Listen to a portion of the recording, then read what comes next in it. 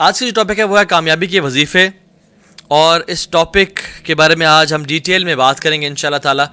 بڑا interesting topic ہونے والا ہے، کیونکہ سبحان اللہ میں پچھلے بہت عرصے سے سوچ رہا تھا کہ اس ٹاپک کے بارے میں ایک ویڈیو بناؤں گا اور اس پہ ڈیٹیل میں بات کروں گا۔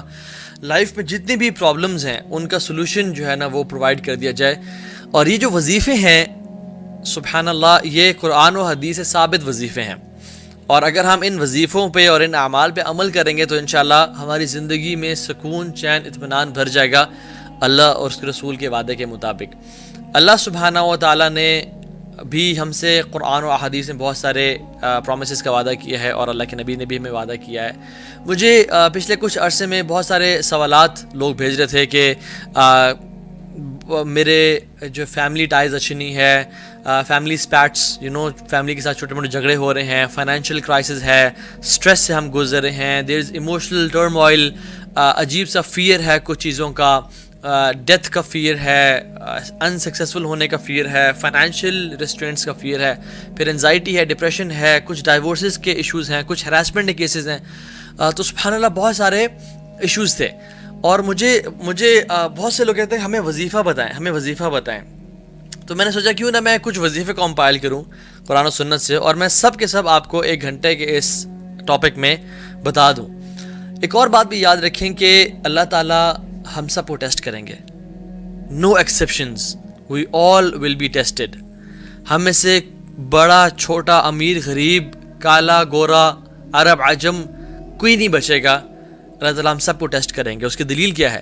اللہ تعالیٰ قرآن میں فرماتے ہیں اعوذ باللہ من الشیطان الرجیم وَلَنَبْلُوَنَّكُمْ بِشَيْءٍ مِّنَ الْخَوْفِ وَالْجُوعِ، ضرور بے شک ہم تم لوگوں کو لازمی آزمائیں گے، من الخوف والجوع، خوف سے اور جو سے، وَنَقْصٍ مِّنَ الْأَمْوَالِ وَالْأَنفُسِ وَالثَّمَرَاتِ وَبَشِّرِ الصَّابِرِينَ، اور ہم مال کے کم ہونے سے، جانوں کے جانے سے، اور فروٹس کے کم ہونے سے، یعنی فائنینشیل برڈن اور فائنینشیل کرائسس سے ہم تمہیں آزمائیں گے۔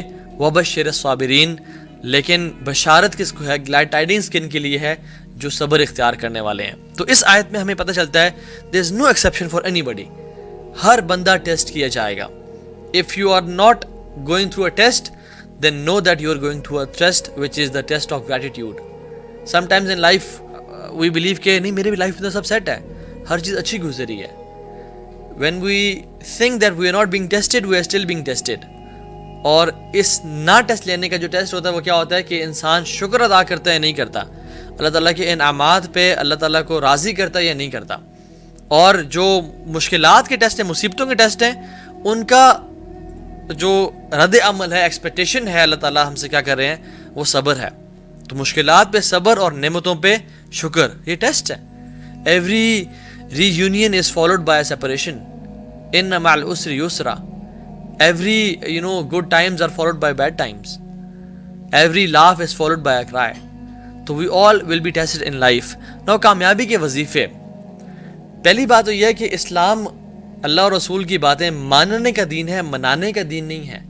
ہم لوگوں نے اسلام کو منانے کا دین بنا لیا کہ اس دن کو منا لیتے ہیں، اس دن کو منا لیتے ہیں، یہ ایونٹ آ رہا ہے اس کو منا لیتے ہیں، رمضان میں رمضان کی راتوں کو منا لیتے ہیں، عیدوں کو منا لیتے ہیں، مختلف اپنے راتوں کو منانا شروع کر دیا، حالانکہ اسلام ماننے کا دین تھا۔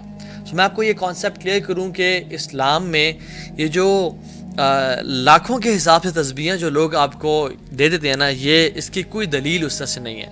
آپ کو پتہ علماء تو یہ بھی لکھتے ہیں کہ جو میکسیمم اذکار، جو کوانٹٹی وائز جو اللہ کے نے سب سے زیادہ دفعہ پڑھنے کو بولا وہ کیا ہے؟ 100 سے اوپر اذکار سنت سے ثابت ہی نہیں ہے۔ ہاں یو کین ریسائٹ استغفر اللہ maybe 1000 times a day، یس، نفل عبادت جتنی بھی کی جائے اتنا بہتر ہے۔ لیکن اگر کوئی شخص آپ کو کہتا ہے کہ اللہ تعالیٰ کا یہ نام آپ اتنے لاکھ دفعہ پڑھیں یا اتنے 1000 دفعہ پڑھیں آپ کا یہ مسئلہ حل ہو جائے گا، then we need to have a دلیل for that، کہ وہ بندہ کس طرح سے یہ بات کر رہا ہے۔ تو میں آپ کو آج کچھ وظیفے سے شیئر کروں گا جو کہ ہماری زندگی کو واقعتاً بدل سکتی ہے۔ اور پہلا جو وظیفہ ہے وہ ہے اللہ کا تقوی اختیار کرنا، کیونکہ ہمارا دین جو ہے نا، یہ بات یاد رکھیں، انفارچونیٹلی ہمارے سب کانٹیننٹ میں نا ہم نے اسلام کو ایک بفے سمجھ لیا ہے۔ میں جس چیز کو چاہوں اٹھا لوں، جس چیز کو چاہیں چھوڑ دوں۔ اسلام از ناٹ اے سیلڈ بار اور اے بفے کہ جو چیز مجھے پسند آ رہی میں اس کو اٹھا لوں اور جس کو میں پسند نہیں آ رہی اس کو میں چھوڑ دوں۔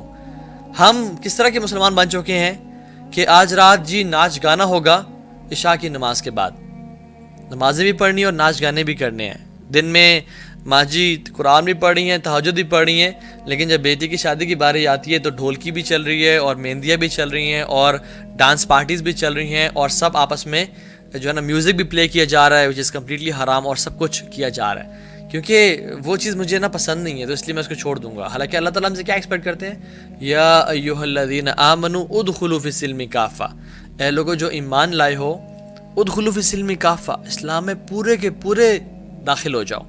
یہ 50-50 دین نہیں چلے گا، یہ بفے کا کانسیپٹ اسلام میں نہیں چلے گا. سو دا فرسٹ وظیفہ از تقوی آف اللہ سبحانہ و تعالیٰ. اور یہ بات یاد رکھیں، دا فاؤنڈیشن آف رزق از تقوی.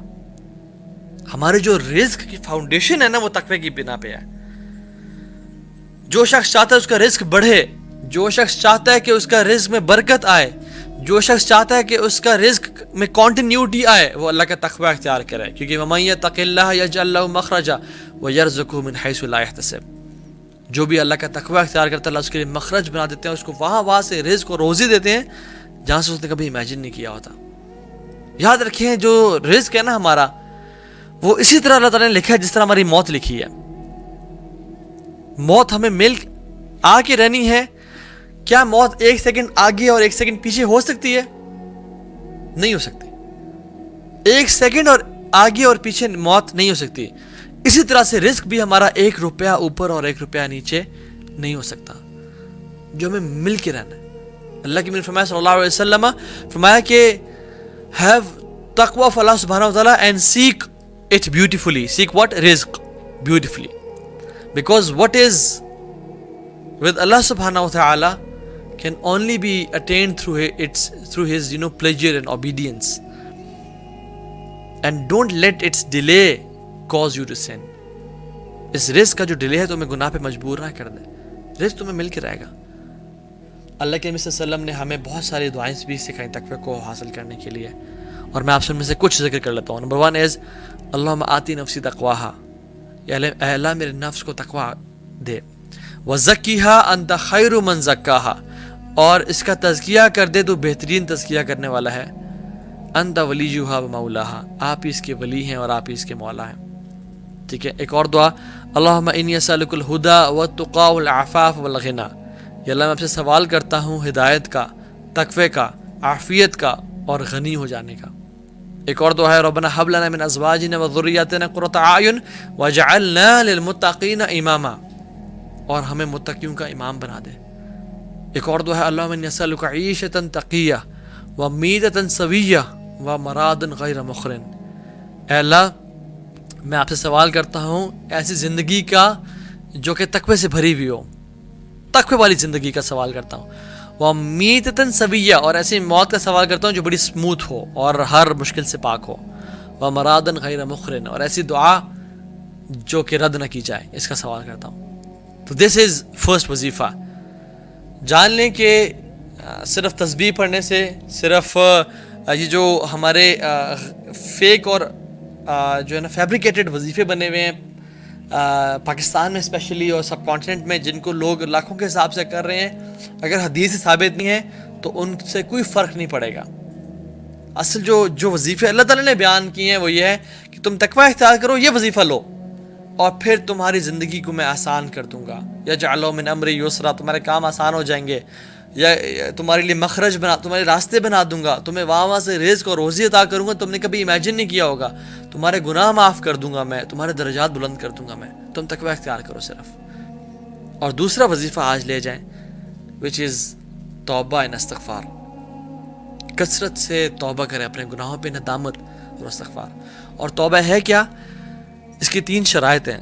اگر حقوق اللہ کے بارے میں توبہ کرے انسان، نماز چھوٹ گئی اس کی، کہ اس پہ پچھتانا، شدید ندامت اور ریگریٹ.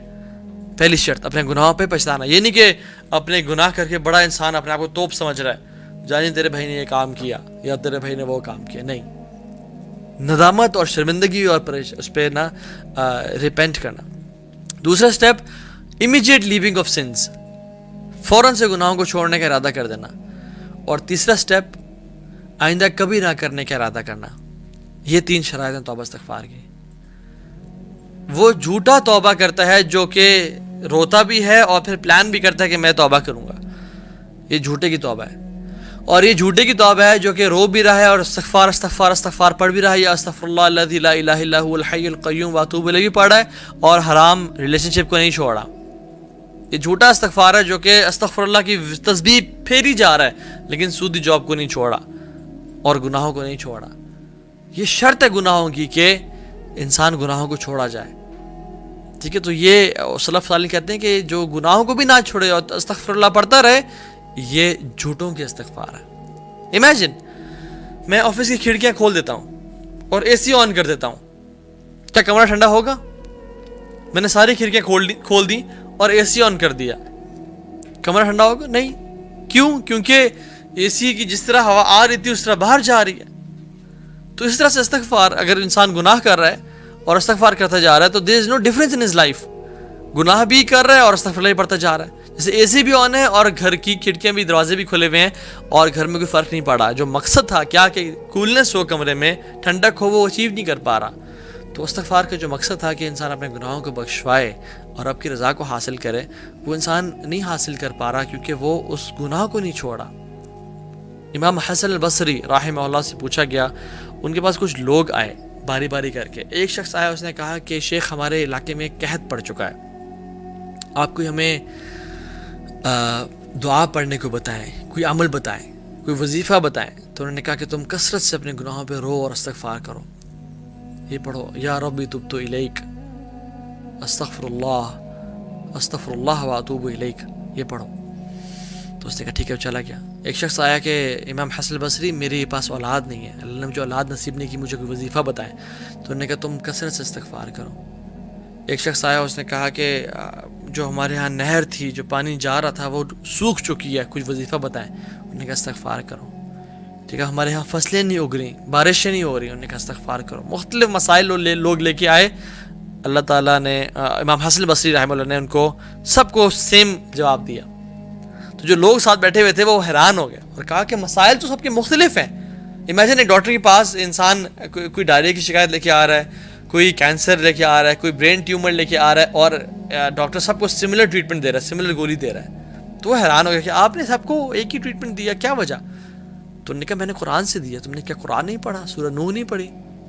فَقُلْتُ اسْتَغْفِرُوا رَبَّكُمْ إِنَّهُ كَانَ غَفَّارًا يُرْسِلِ السَّمَاءَ عَلَيْكُمْ مِدْرَارًا وَيُمْدِدْكُمْ بِأَمْوَالٍ وَبَنِينَ وَيَجْعَلْ لَكُمْ جَنَّاتٍ وَيَجْعَلْ لَكُمْ أَنْهَارًا.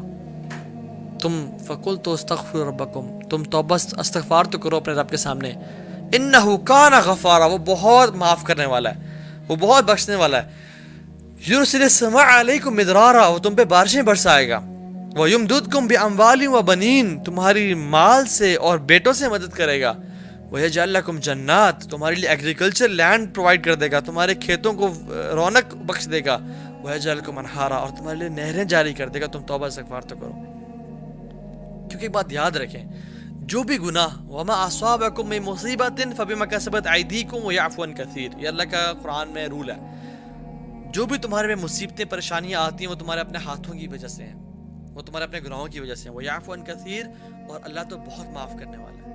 تو ہماری لائف میں جو پرابلمز ہیں they are directly proportional to our sins. When our sins increase